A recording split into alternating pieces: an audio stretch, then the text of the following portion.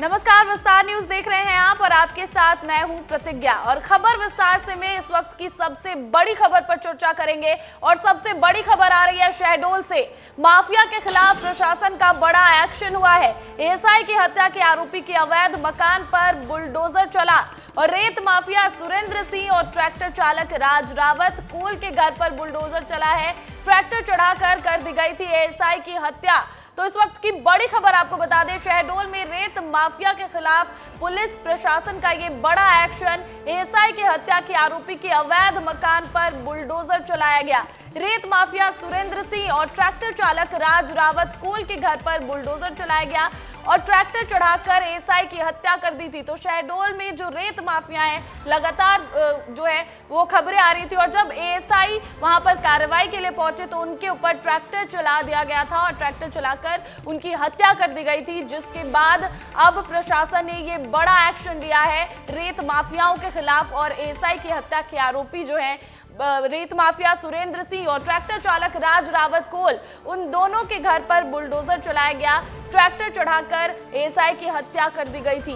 तो ये बड़ी खबर शहडोल से आ रही है, जहां पर रेत माफियाओं के खिलाफ प्रशासन का बड़ा एक्शन हुआ है, जहां पर प्रशासन का बुलडोजर रेत माफियाओं के अवैध घर मकान पर चला और रेत माफिया जो है उनके मकानों को तोड़ दिया गया। एएसआई की मौत का मामला, एएसआई की हत्या कर दी गई थी। और इस पूरी खबर पर अधिक जानकारी के साथ अजय नामदेव हमारे साथ जुड़ गए हैं। अजय, प्रशासन ने रेत माफिया के खिलाफ ये बड़ी कार्रवाई की है और क्या कुछ कार्रवाई की गई प्रशासन की तरफ से? एएसआई रेत माफिया जो है एएसआई की हत्या के बाद जो है जागा प्रशासन ने रेत माफिया के अवैध मकान पर बुलडोजर चलाया है। अभी से कुछ देर पहले जो है जिला प्रशासन और पुलिस ने संयुक्त कार्रवाई करते हुए जो एएसआई की हत्या करने वाले चालक राज रावत व मुख्य आरोपी या फिर ये कह सकते हैं अपन की रेत माफिया सुरेंद्र के अवैध मकान पर प्रशासन ने बुलडोजर चलाकर उसका अवैध निर्माण ध्वस्त किया है। मैं आपको बता दूं कि इस वक्त मैं वहीं मौजूद हूं जहां वो घटना हुई थी और जो रेत माफिया वो एएसआई महेंद्र बागरी को कुचल दिया था। ये खून के धब्बे आप देख सकते हैं, ग्राउंड जीरो रिपोर्ट, ये खून के धब्बे इस बात की गवाही दे रहे हैं कि किस तरह से ये कार्रवाई करने के एएसआई वो तस्वीरें वो तस्वीरें दिखा रहे हैं कि कैसे रेत माफियाओं पर ये बड़ा एक्शन पुलिस प्रशासन का होता हुआ एएसआई के ऊपर ट्रैक्टर चलाकर उनकी हत्या कर दी गई थी और इस मामले में ये रेत माफियाओं के ऊपर कार्रवाई। बहुत बहुत शुक्रिया अजय नामदेव तमाम जानकारी के लिए।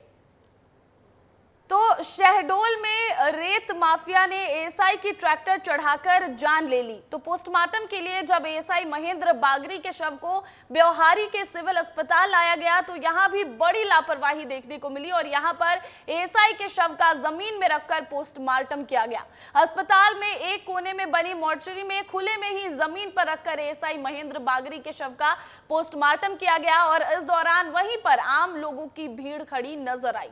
तो ये बड़ी लापरवाही शहडोल में एक और जहां रेत माफियाओं ने ट्रैक्टर चढ़ाकर उनकी जान ले ली। हालांकि कार्रवाई पुलिस प्रशासन की जरूर हुई, लेकिन यहां पर लापरवाही पोस्टमार्टम के दौरान देखने को मिली है। और अगली बड़ी खबर का अब रुख करेंगे। जम्मू कश्मीर के पुंछ में आतंकी हमले में शहीद हुए जवान विक्की पहाड़े मध्य प्रदेश के छिंदवाड़ा के रहने वाले थे। शहीद विक्की पहाड़े छिंदवाड़ा शहर के नोनिया करबल के रहने वाले थे। शहीद पहाड़े ने साल 2011 में एयरफोर्स ज्वाइन किया था। शहीद विक्की पहाड़े के बेटे की उम्र महज 5 साल है और बताया जा रहा है कि शहीद विक्की पहाड़े का शव उधमपुर से विशेष विमान से नागपुर एयरपोर्ट लाया जाएगा, जिसके बाद नागपुर से विशेष वाहन से पार्थिव शरीर छिंदवाड़ा लाया जाएगा, जहां नोनिया करबल में उनका अंतिम संस्कार किया जाएगा। जम्मू कश्मीर के पुंछ में जो कल आतंकी हमला हुआ उसमें 4 से 5 जवान शहीद हो गए थे, जिसमें 2 जवान गंभीर रूप से घायल हुए थे, जिनको उधमपुर के अस्पताल में एडमिट किया गया था, जिसमें से एक जवान कल शहीद हो गए हैं। वो जो जवान विक्की पहाड़े छिंदवाड़ा के रहने निवासी हैं, वो हाल ही में छिंदवाड़ा आए थे, छुट्टी से वापस लौटे थे और कल जब पुंछ में आतंकी हमला हुआ उसमें वह उनके काफिले में मौजूद थे। हम उनका आपको घर दिखाते हैं। ये उनका घर है। यहाँ पर उनके जो परिजन लोग हैं यहाँ पर आए हुए हैं, उनसे परिवार के लोगों से चर्चा कर रहे हैं। उसके साथ साथ एयरफोर्स के कुछ जवान वो यहाँ पे आए हुए हैं, उनसे परिवार के लोगों से चर्चा कर रहे हैं। मैं आपको बता दूं कि विक्की पहाड़े 2011 में एयरफोर्स में शामिल हुए थे। उनके परिवार में उनके पिताजी की पहले ही गुजर चुके हैं, माता जी हैं उनकी और उनकी पत्नी और एक 5 साल का बेटा है। 3 बहनें हैं जिनकी शादी हो चुकी है। आप देख सकते हैं कि इस परिवार में कितना बड़ा दुख का पहाड़ टूटा है।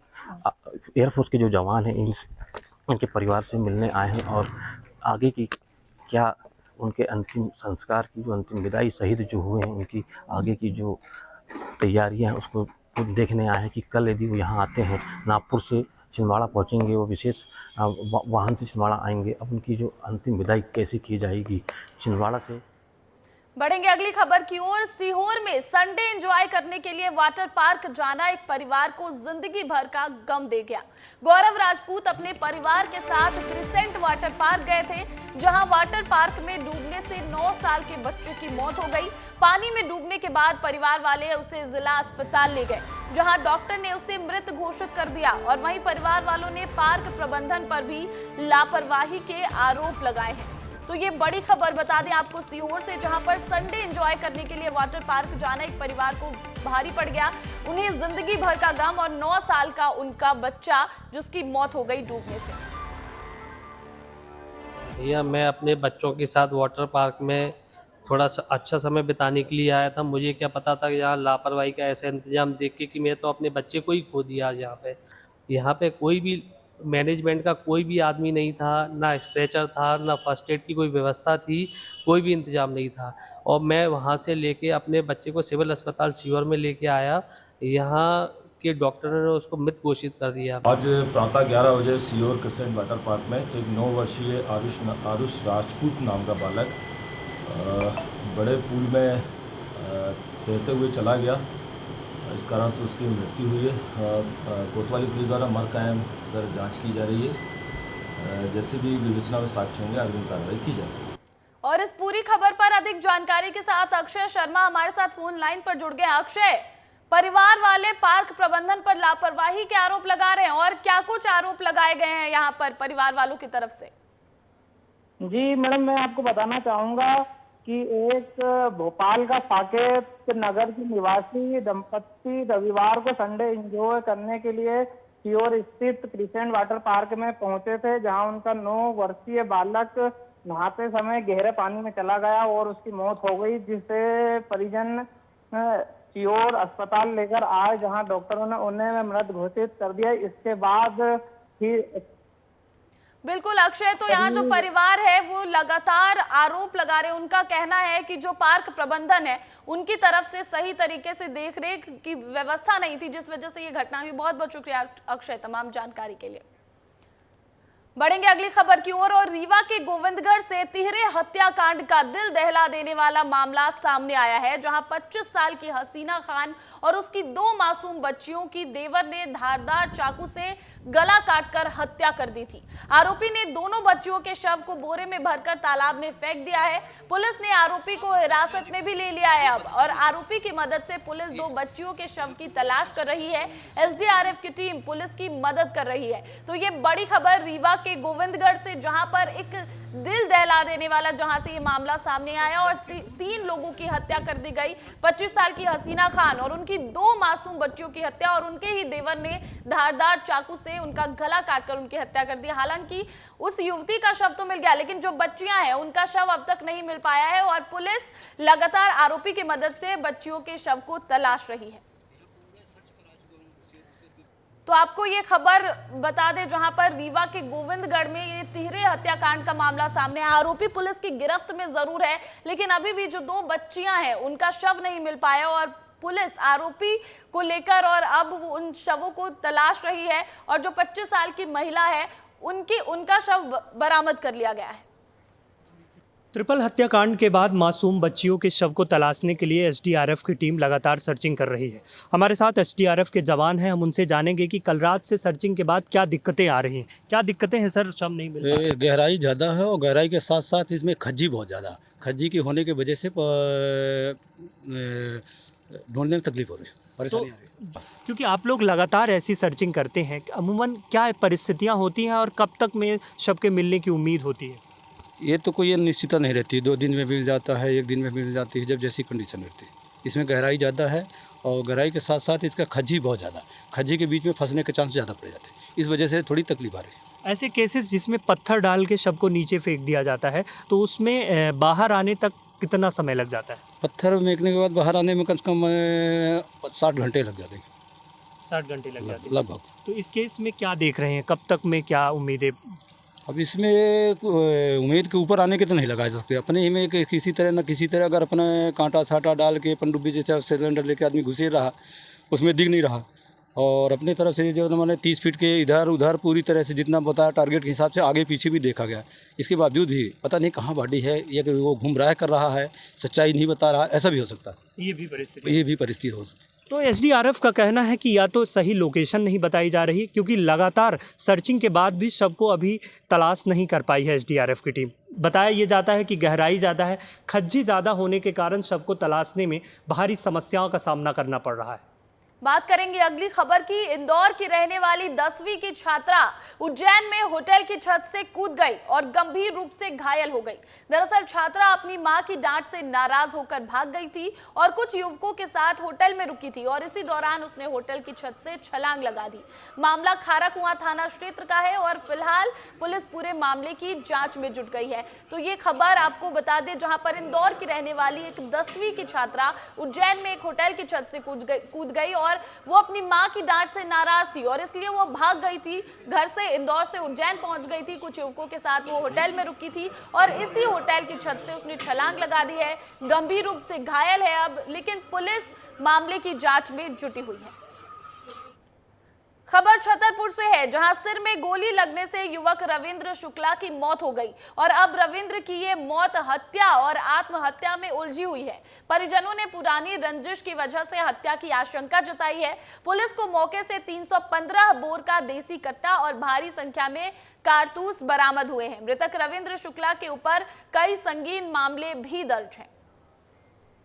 तीसरे चरण के प्रचार के लिए अब कुछ देर का वक्त बचा है। ऐसे में बीजेपी के तमाम दिग्गज नेता पूरी ताकत लगा रहे हैं और ग्वालियर में बीजेपी के प्रदेश अध्यक्ष वीडी शर्मा और पूर्व मंत्री नरोत्तम मिश्रा ने बीजेपी उम्मीदवार भारत सिंह कुशवाहा के समर्थन में रोड शो किया। इस रोड शो में विस्तार न्यूज के editor in chief Brajesh Rajput ने नरोत्तम मिश्रा और वीडी शर्मा से खास बातचीत की है। आपको वो बातचीत सुनाते हैं। मध्य प्रदेश में तीसरे चरण के प्रचार का आज आखिरी दिन है और हम हैं डबरा में। डबरा यानी कि ग्वालियर संसदीय सीट का एक बड़ा कस्बा और यहाँ पर चुनाव प्रचार के लिए आज रोड शो निकल रहा है। रोड शो की भव्यता देखिए। रोड शो का नेतृत्व कर रहे हैं बीडी शर्मा, बीजेपी के प्रदेश अध्यक्ष बीडी शर्मा यहाँ पे आए हुए हैं और बीडी शर्मा के साथ नरोत्तम मिश्रा हैं और जो बीजेपी के प्रत्याशी हैं भारत सिंह कुशवाहा, वो यहाँ पर आप देख सकते हैं। तीनों लोग एक रथ पे सवार होके डबरा की गलियों से निकल रहे हैं और रोड शो कर रहे हैं। दरअसल इस रोड शो का मकसद यही है कि आज के प्रचार के आखिरी क्षणों में अपने कार्यकर्ताओं में ज़्यादा से ज़्यादा उत्साह भरा जाए और अब तो लोग इस तरीके से कोशिश कर रहे हैं कि कार्यकर्ताओं में बड़ा उत्साह भरा जाए। और हमारे साथ हैं नरोत्तम मिश्रा जी। मिश्रा जी, क्या कहें? आप देख रहे होंगे उत्साह मोदी जी के प्रति। बीडी शर्मा है हमारे प्रदेश अध्यक्ष, भारत सिंह जी कुशवाहा के समर्थन, एक तरफा वातावरण है, 100% जीत रहे हैं। पूरे मध्य प्रदेश में क्या सीन? 29 सीटें जीत रही है, 29 कमल की माला मोदी जी को पहनाएंगे। इसकी खास वजह क्या? मोदी जी वजह है, विकास वजह है, राष्ट्रवाद वजह है, राम वजह है, अनेक वजह है, आपको जो पसंद हो। बस तो ये थे नरोत्तम मिश्रा जी। शानदार भव्यता है। बीडी शर्मा जी हैं, प्रदेश अध्यक्ष हैं और आगे भी पीछे भी देखिए अच्छी खूब सारी भीड़ है, काफ़ी सारी। ये प्रचार का आखिरी कुछ घंटे हैं जहां पूरी ताकत बीजेपी झोंक रही है और ग्वालियर सीट पर मुकाबला जो है बीजेपी के भारत सिंह कुशवाहा और प्रवीण पाठक के। हमारे साथ है बीडी शर्मा भाई। बीडी भाई, क्या सीन है, क्या लग रहा है, क्या जोश है? आप आज देख रहे होंगे कि जिस प्रकार से जनता का अपार जन समर्थन कल रात को ग्वालियर में देखा, आज अभी भरी दोपहरी में तपती धूप में जो जनता का जो स्नेह और जन समर्थन है, ये साबित करता है कि इस बार इस चुनाव में 29 की 29 सीटें हम ऐतिहासिक बहुमत से जीतेंगे और ग्वालियर लोकसभा भाई भारत सिंह कुशवाहा भी हर बूथ पर कमल खिलेगा, ये जनता का आशीर्वाद दिखाई देता है। तो ये थे बीडी शर्मा जी जो कह रहे हैं कि पूरी ग्वालियर लोकसभा सीट पर जनता का उत्साह देखते ही बन रहा है और यही वजह है कि बड़े पैमाने पे लोग यहाँ पे आए हुए हैं और बीजेपी के कार्यकर्ताओं का उत्साह देखते बन रहा है। यहाँ पे आप देखिए भरी दोपहरी में रोड शो निकल रहा है, भरी दोपहरी है और रोड शो यहाँ पे चल रहा है।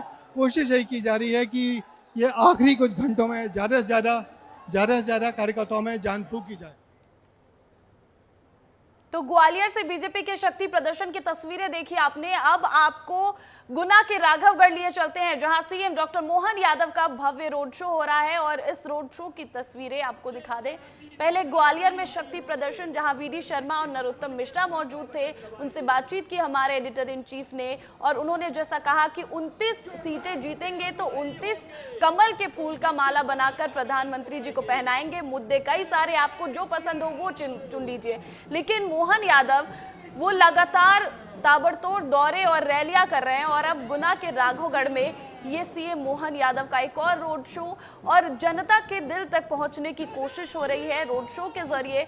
आपको मैंने पहले भी बताया था कि सीएम ने ये बातें कही थी कि जबलपुर में पीएम ने बता दिया कि चुप रहकर कैसे जनता के दिल तक पहुंचा जाता है और वो रोड शो के जरिए होता है जहां आप कुछ कहते नहीं है, बस रोड शो में आपके साथ आपके जो कार्यकर्ता हैं, आपके जो समर्थक हैं वो जुड़ते चले जाते हैं और वही चीज़ें यहाँ पर भी इन तस्वीरों के जरिए और रोड शो के जरिए समझाने की कोशिश सीएम डॉक्टर मोहन यादव भी कर रहे हैं। और आपको भोपाल की वो तस्वीरें भी याद होंगी जो अभी कुछ दिनों पहले हमने दिखाई थी आपको वो तस्वीरें कि किस तरह मोहन यादव वहाँ पर सड़कों पर निकले थे और प्रत्याशियों के साथ लगातार ताबड़तोड़ रैलियां कर रहे हैं, रोड शो कर रहे हैं, जनता को संबोधित कर रहे हैं और तमाम बातें रख रहे हैं और मुद्दे कई सारे हैं इस बार।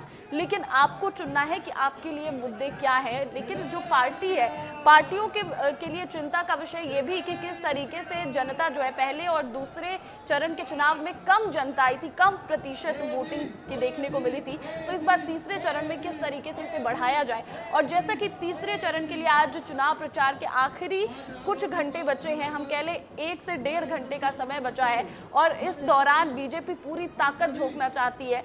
जो भोपाल से प्रत्याशी हैं आलोक शर्मा, उन्होंने साफ तौर पर कहा था कि 5 बजे का समय होता है, 5 मई को 5 बजे का जो समय है जिसके बाद चुनाव प्रचार थमेगा, लेकिन तब तक हमारी कोशिश होगी जनता के दिल तक पहुंचने की।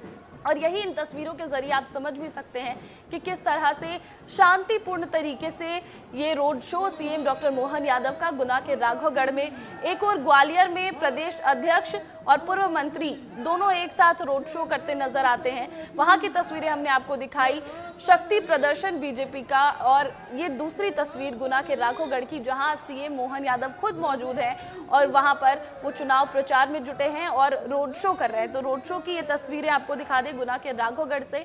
और सीएम जहां भी जाते हैं, चुनाव प्रचार करते हैं, तो वो मोदी की गारंटी की बात करते हैं, बीजेपी के घोषणा पत्र की बात करते हैं, बीते 10 साल में मोदी सरकार ने जो काम किया है वो बताते हैं जनता को, लेकिन साथ ही साथ कांग्रेस पर भी जमकर निशाना साधते हैं और उनका अनोखा अंदाज जो है वो लोगों को आजकल पसंद भी आ रहा है। और एक ये तस्वीर भी आई थी कि लगातार किस तरीके से CM doctor Mohan Yadav UP भी पहुंच गए थे और यूपी में भी जगह जगह जाकर, लखनऊ हो या फिर अमेठी हो, हर जगह जाकर उन्होंने चुनाव प्रचार किया, बदायूं भी गए थे और प्रचार के दौरान उन्होंने भले ही मोदी की गारंटी और मोदी सरकार के 10 साल के कार्यकाल को लोगों के सामने रखा हो, लेकिन जो विपक्षी दल है, इंडिया गठबंधन कह ले या कांग्रेस कह ले, सब पर जो है वो निशाना साधना नहीं भूलते।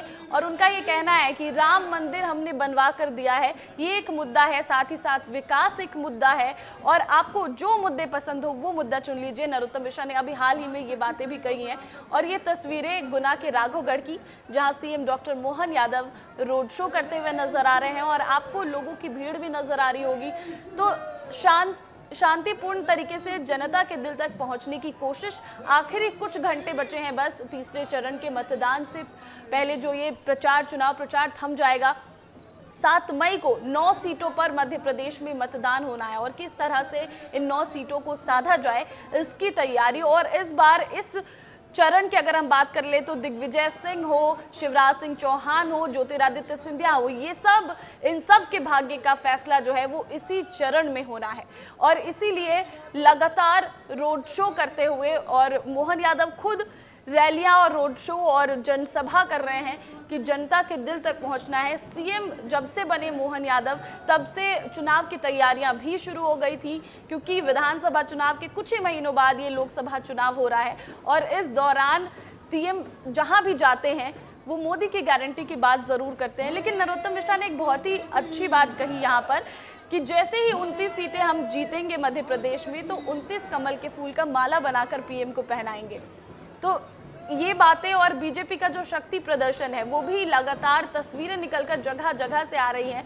और आज छत्तीसगढ़ के जो सीएम है विष्णुदेव साय, उन्होंने भी प्रेस कॉन्फ्रेंस की, उन्होंने भी कई बातें रखी, कई मुद्दे रखे। 64 सभाएं की हैं विष्णुदेव साय ने। उन्होंने ये बताया था, मोहन यादव की सभाएं भी हम गिन लेंगे कि आखिर उन्होंने कितनी सभाएं की हैं इस तीसरे चरण के लिए, क्योंकि तीसरे चरण में ये भी जो है एक मुद्दा और परेशानी है कि किस तरीके से लोगों को मतदान बूथ केंद्रों तक पहुंचाया जाए और वोटिंग परसेंट बढ़ाया जाए।